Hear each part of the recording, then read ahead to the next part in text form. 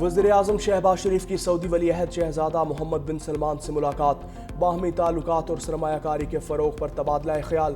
ولی عہد محمد بن سلمان کا پاکستان سے تعلقات مزید مضبوط بنانے کا عزم، اقتصادی تعاون اعلیٰ سطح رابطے جاری رکھنے پر اتفاق۔ فیلڈ مارشل سید عاصم منیر بھی موجود۔ شہباز شریف آج فیوچر انویسٹمنٹ انیشیٹو کانفرنس میں شریک ہوں گے۔ وزیر اعظم کا ریاض پہنچنے پر نائب گورنر شہزادہ محمد بن عبدالرحمن بن عبدالعزیز کا استقبال۔ وزیر اعظم عالمی رہنماؤں اور بین الاقوامی اداروں کے سربراہان سے ملاقاتیں بھی کریں گے۔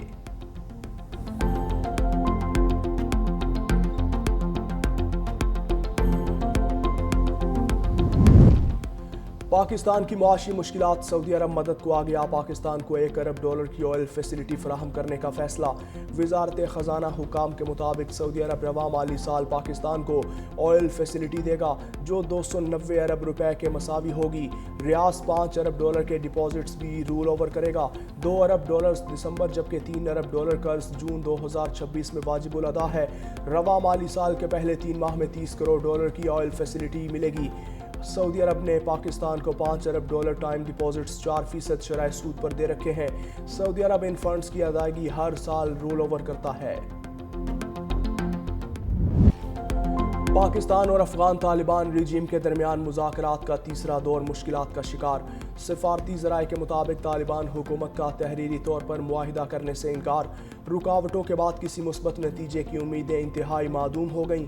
افغان طالبان رجیم پاکستان کے جائز تحفظات کو سمجھتی ہیں۔ قندھار اور کابل کے لوگ دہشت گرد نیٹ ورکس کی حمایت چھوڑنے کے لیے تیار نہیں۔ مذاکرات کے میزبان اور ثالث بھی پاکستان کے جائز سیکیورٹی تحفظات کو سمجھتے ہیں۔ پاکستان کے جائز سیکیورٹی تحفظات سے متفق ہیں۔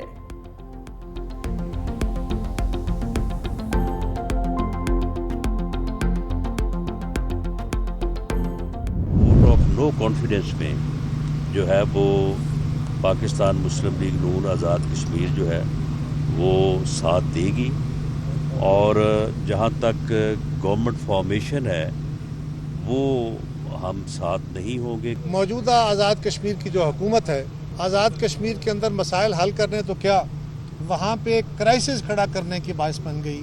اتفاق رائے اس بات پہ ہے کہ ان کے خلاف عدم اعتماد لایا جائے گا۔ لوگوں کو جو 2.5 سال کے اندر مختلف اذیتیں رہی ہیں اس کا ہم نے علاج نکالنا ہے۔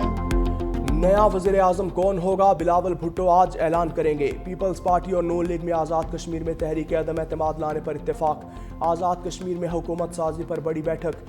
صدر آصف علی زرداری سے ایوان صدر میں مسلم لیگ نون کے وفد کی ملاقات۔ رانا ثناء اللہ کہتے ہیں نون لیگ تحریک عدم اعتماد میں پیپلز پارٹی کا ساتھ دے گی، آزاد کشمیر حکومت کا حصہ نہیں ہوں گے۔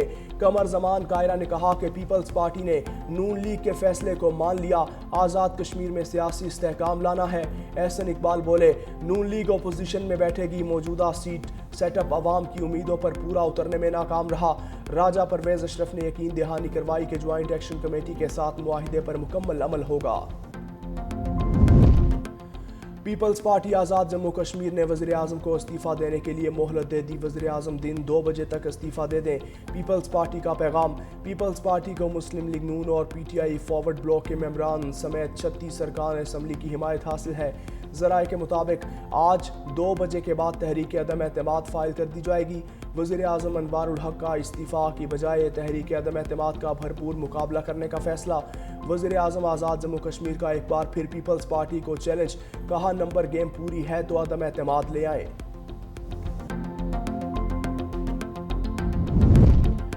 National cyber crime investigation agency کے گرفتار کئی افسران کی گرفتاری ڈال دی گئی۔ ذرائع کے مطابق 9 سے 10 افسر FIA کی تحویل میں ہیں۔ گرفتار افسران میں SHO Ali Raza, assistant director Shoaib, deputy directors اور ایڈیشنل ڈائریکٹر سرفراز چودھری شامل۔ ذرائع کے مطابق deputy director Usman Ayaz, inspector Irfan, Faisalabad کے آصف، ملتان کے غفار اور کراچی کے عامر کے نام بھی سامنے آئے ہیں۔ وزیر داخلہ محسن نقوی کے حکم پر محکمے میں آپریشن کلین اپ شروع کیا گیا۔ افسران کے بیرون ملک اثاثوں کی تفصیلات بھی اکٹھی کی جا رہی ہیں۔ ذرائع کے مطابق وزیر داخلہ محکمے میں بڑی سرجری کی تیاری کر رہے ہیں، متعدد افسران نوکری سے فارغ ہو سکتے ہیں۔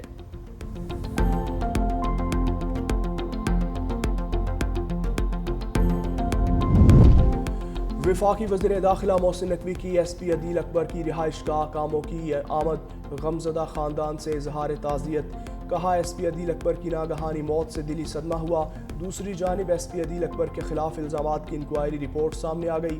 رپورٹ کے مطابق ایس پی عدیل اکبر پر عائد الزامات غلط ثابت ہونے پر انہیں حکومت بلوچستان کے الزامات سے بری کر دیا تھا۔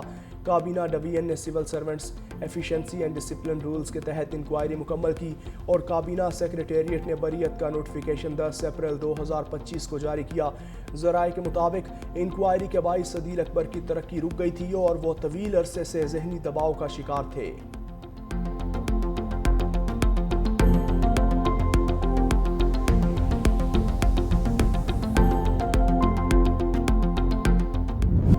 لاہور میں دھوئیں کے بادل گہرے، شہر بھر میں اسموک کے ڈیرے، آلودہ ترین شہروں میں سر فہرست۔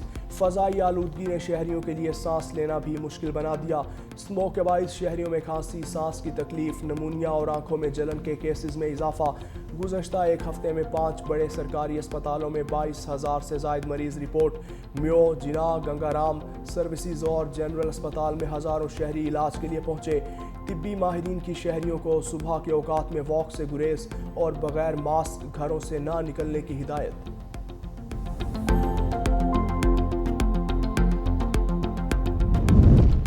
پنجاب میں اینٹی اسموک کینن فضائی آلودگی میں اضافے کا باعث بننے لگی۔ اسموک کینن فضا میں پانی کا چھڑکاؤ کر کے آلودہ ذرات کو زمین پر لاتی ہے۔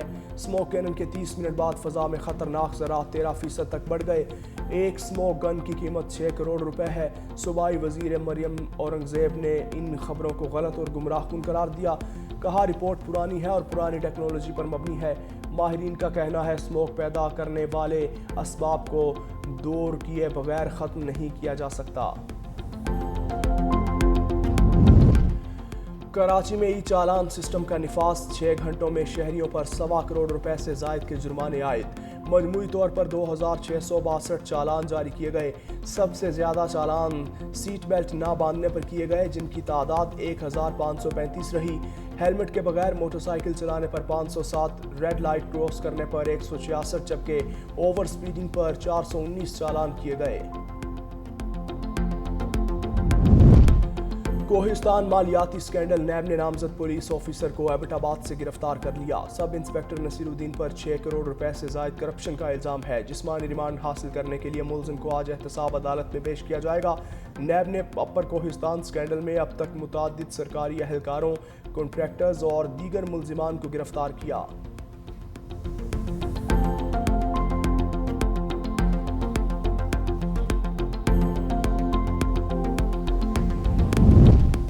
لاہور میں بے ہنگم ٹریفک اور تیز رفتاری شہریوں کے لیے بڑا خطرہ بن گئی۔ پولیس ریکارڈ کے مطابق ابتدائی 9 ماہ کے دوران ٹریفک حادثات میں 373 افراد جاں بحق، 168 ہمیشہ کے لیے معذور ہو گئے۔ صدر ڈویژن 107، کینٹ میں 91 جبکہ ماڈل ٹاؤن میں 62 افراد ٹریفک حادثات میں جاں بحق ہوئے۔ پولیس کے مطابق ماڈل ٹاؤن میں حادثات کے باعث 52 افراد معذور ہوئے، جبکہ کینٹ اور سٹی ڈویژن میں معذوری کے کیسز بالترتیب دوسرے اور تیسرے نمبر پر رہے۔ حادثات کی بڑی وجہ تیز رفتاری اور لاپرواہ ڈرائیونگ رہی۔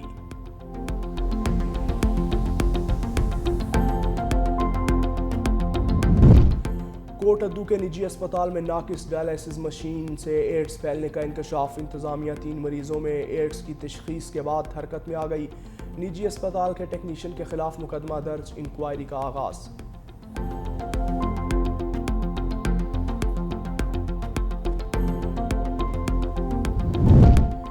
شاہدرہ میں شہری سے ڈکیتی کرنے والا ملزم پولیس آفیسر نکلا۔ پولیس نے ملزم سب انسپکٹر عمار کو CCTV فوٹیج کی مدد سے گرفتار کر لیا۔ ملزم تھانہ نیو انارکلی آپریشنز ونگ میں تعینات ہے۔ ملزم نے 10 روز قبل اسلامیہ کالونی میں شہری سے 4,70,000 چھینے تھے۔ ملزم کو تفتیش کے لیے CCD کے حوالے کر دیا۔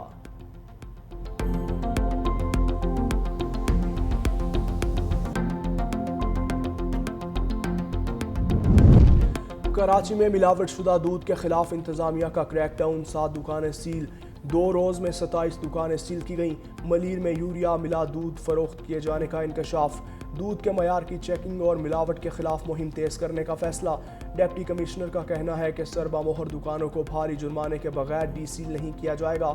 ملاوٹ سے پاک دودھ فروخت کرنے کی تحریری یقین دہانی دینا ہوگی۔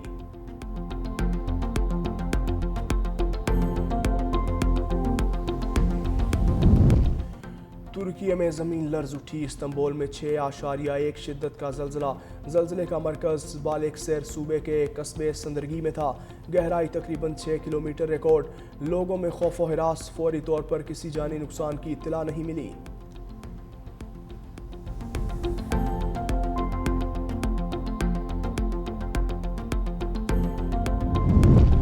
गजा में तैनात की जाने वाली बैनुल-अक़वामी फ़ोर्स में पाकिस्तानी फ़ौजी भी शामिल हो सकते हैं। इसराइली वेबसाइट की रिपोर्ट के मुताबिक इसराइली कैनेसेट को ब्रीफिंग में बताया गया कि बैनुल-अक़वामी फ़ोर्स में इंडोनेशिया, अज़रबैजान और पाकिस्तान के फ़ौजी शामिल होंगे। इंडोनेशिया और अज़रबैजान ने अपने फ़ौजी फराहम करने पर आमादगी ज़ाहिर की है। पाकिस्तानी फ़ौजियों की मुमकिन शमूलियत के बारे में अब तक बाज़ाब्ता तौर पर कोई ऐलान नहीं किया गया।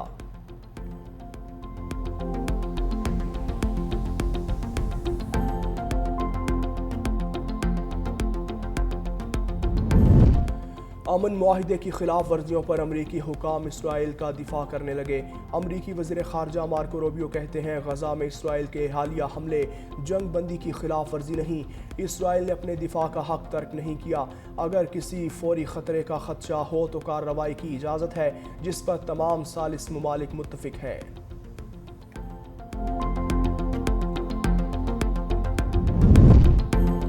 ट्रंप का कैनेडियन वज़ीर आज़म से मुलाकात से इनकार। अमरीकी सदर ट्रंप का कहना है कि कनाडा के वज़ीर आज़म से मुलाकात कुछ अरसे के लिए मौखर कर दी है। कैनेडियन हुकाम के साथ मुलाकात नहीं करूंगा। कनाडा से निमटना सबसे मुश्किल रहा। अमरीकी सदर ने कैनेडियन अशिया पर मज़ीद 10% इजाफी टैरिफ लगाने का ऐलान कर दिया।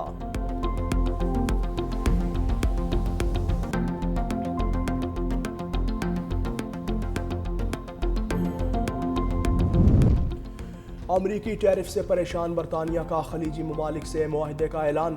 बरतानवी वज़ीर ख़जाना ने ऐलान किया है कि खलीजी ममालिक से तिजारती मुआहिदा जल्द मुतवक्के है। इस हवाले से रियाज़ में अहम मुलाकातों के बाद मुआहिदे के लिए पूरा एतमाद है। बरतानवी वज़ीर ख़जाना ने सऊदी अरब में सरमायाकारी फ़ोरम के मौके पर अहम मुलाकातें की। बरतानिया 2020 में यूरोपीय यूनियन से अलहदगी के बाद से GCC के साथ मुआहिदे का ख़्वाह है।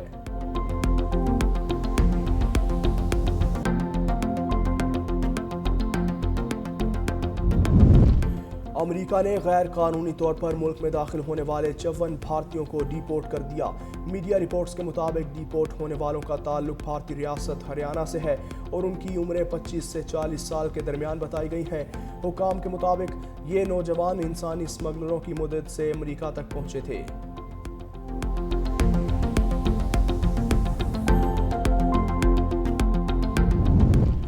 कैमरून में 92 साला सदर पॉल बिया 8वें बार मुल्क के सदर मुंतखब। इलेक्शन कमीशन के मुताबिक पॉल बिया ने 53.6% वोट हासिल किए।